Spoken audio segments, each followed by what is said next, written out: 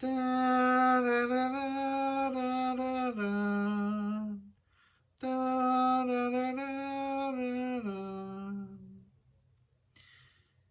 emoción poder volver a ver en una pantalla grande El Padrino 3.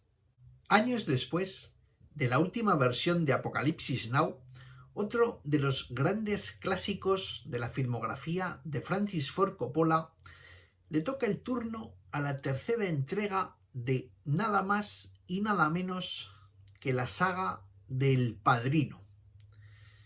Las dos primeras películas conforman un dúo mítico, dos entregas que no solo ostentan el título de clásico, sino que incluso los especialistas suelen incluir en las listas de las 10 o de las 5 mejores películas de la historia del cine.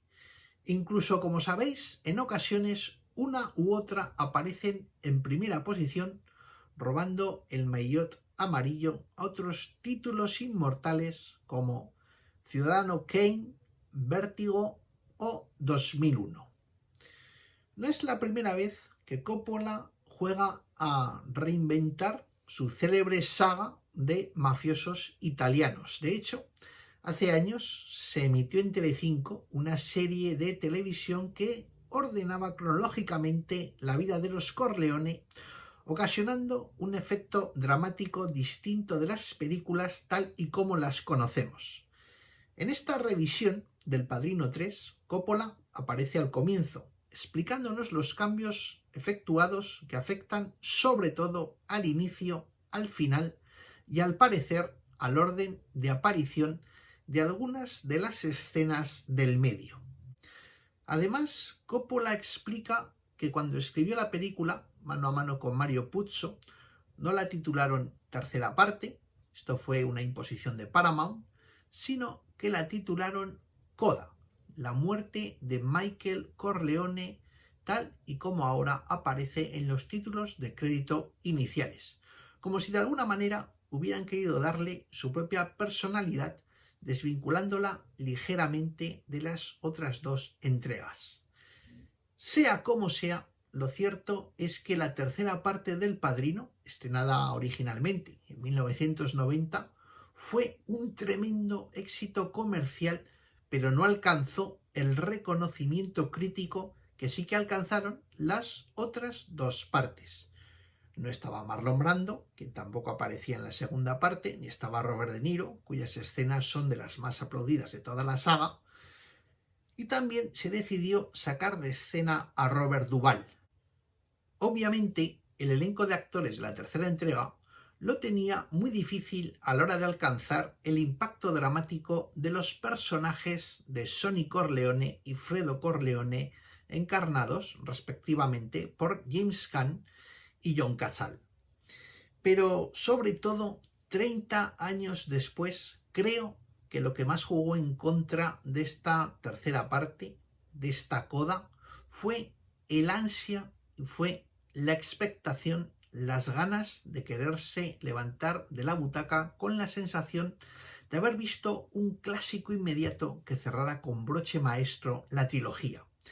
Es lo que pasa muchas veces, cuando lo que se espera no termina de casar con lo que es, cuando lo que uno imagina no termina de ser satisfecho. Yo por aquel entonces era más joven, todavía los dos primeros Padrinos no formaban parte de mis películas favoritas, pero aquella tercera entrega había que verla. Era la película de moda, era la película de la que todo el mundo hablaba, estaba Al Pacino, estaba Andy García, que me parece un actor extraordinario que nunca ha terminado de tener suerte, y como no, sonaba la música de Nino Rota, que por cierto en mi colección de vinilos tengo una copia de esta banda sonora que un amigo me regaló por aquel entonces por un cumpleaños. Pero sobre todo, había tiros, había acción y había un poco de gore. Me acuerdo verla con los amigos en el cine Fleta y recuerdo que nos gustó, pero no tanto como las otras, quizás por seguir la moda de aquel entonces, seguir aquello que se decía en el Fotogramas, en el Dirigido por, o por ejemplo, pues lo que había dicho Carlos Pumares en su Polvo de Estrellas. Y también afirmábamos, como todos afirmaban, que qué mal estaba Sofía Coppola y que Andy García no era ni mucho menos Robert De Niro. Lo de Coda, la muerte de Michael Corleone, este nuevo Padrino 3, es muy, muy, muy curioso. Es, como dicen los que saben de vinos, que mejoran con el paso del tiempo, como ese guiso que hay que dejar reposar, hacer a fuego lento. Ocurre con otras películas que envejecen bien o que envejecen mal, películas, libros que hemos disfrutado cuando éramos niños y que ahora volvemos a ver, que pierden su encanto, o viceversa. Y ese es el prodigio de esta Coda, de este tercer Padrino, que cuando la ves te das cuenta de que es tan buena como las otras, de que en los 90 quizás aún no había fermentado bien, no estábamos preparados, de que quizás se la tenía que haber guardado Coppola para estrenarla ahora y para que nos demos cuenta de que pertenece a esa estirpe de películas que ya no se hacen. Verla, oírla en una pantalla grande en altísima definición es una gozada desde el primero de los planos en el que vemos una catedral tomada en contrapicado. Y es que esta Coda yo creo que tiene algo de catedral, es sólida y tiene esa belleza que no es grata, sino que subyuga. Hay que verla con reposo, con calma, sin prisa, pues como sus predecesoras se toma su tiempo y va construyéndose muy poco a poco.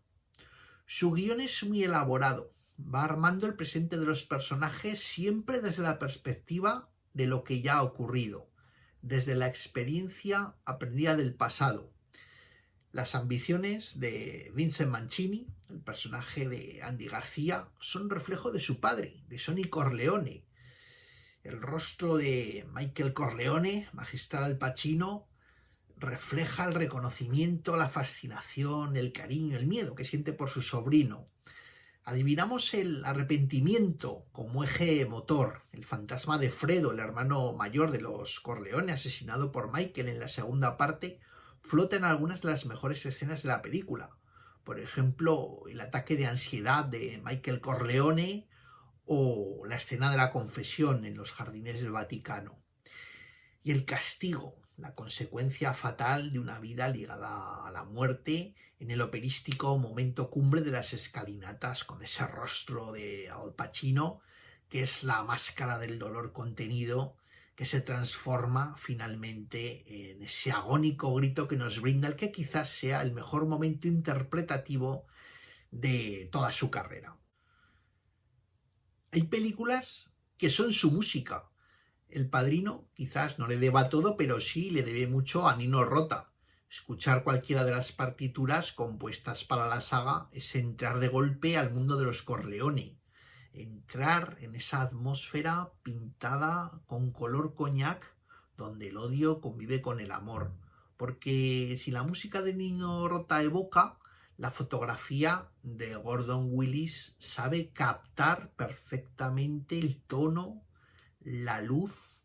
Gordon Willis yo creo que confecciona un traje de luces perfecto, a medida, en el que van a moverse esos personajes. Un casting, por otra parte, estupendo. Ya he dicho antes que Andy García cada vez me convence más como sucesor de Michael Corleone.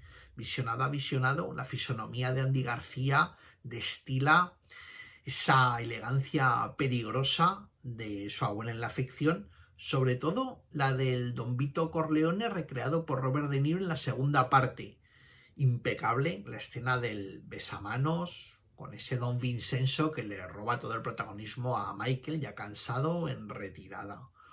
Un Michael Pacino perfecto, impecable, uno de los mejores trabajos, como he dicho antes, de toda su carrera, una interpretación prodigiosa que hace olvidar al actor y que se transmuta mágicamente con el personaje.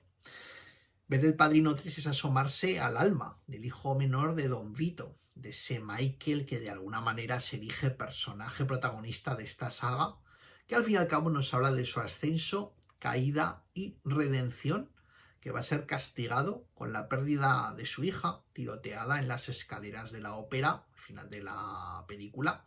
Una Sofía Coppola que con el paso de los años pienso que también ha mejorado, siendo perfectamente disfrutable su interpretación de Mary Corleone. La saga de películas del Padrino siempre ha sido muy cuidada, mimada hasta el detalle. El elenco actoral siempre ha sido prodigioso, pero no solo por sus protagonistas, sino por unos rostros carismáticos que se han ajustado perfectamente a los segundos e incluso a los terceros planos, dando una constante sensación de verosimilitud. Connie Corleone, Kay Adams, Don Lucchesi, Don Altobello, Johnny Fontaine y, cómo no, ese Joey Sassa, quien protagoniza en esta tercera entrega una de las mejores muertes, quizás la mejor de las 3 entregas de la saga. Mención aparte merece su montaje de precisión quirúrgica, gracias al cual se obra el prodigio de ese tramo final, que casi se antoja como una película dentro de la propia película. Esa larga secuencia en la que con la ópera como telón de fondo se van sucediendo una serie de crímenes que llevan al desenlace final, al cierre de las tramas abiertas. El teatro como representación de la vida, el escenario como mímesis de las pasiones que tienen lugar en esa realidad que no es otra que la pantalla cinematográfica. Coda, la muerte de Michael Corleone nos devuelve el más marginado de los padrinos, el menos reconocido, para que lo repensemos y para que en mi caso lo admita con la misma alegría que a sus hermanos. Cierre de oro de la trilogía y todo un regalo para los fans, para los aficionados al cine, para los aficionados a los padrinos, a esta saga, el poderla disfrutar en una pantalla grande y con la mayor de las calidades. Para finalizar, una pequeña reflexión. ¿Quién sabe si esta revisión no obedezca a algún plan de Hollywood para continuar la saga con una cuarta entrega? No tengamos prisa, ojalá dejemos, y creo que es lo más acertado, tiempo al tiempo. No os la perdáis. Muchísimas gracias.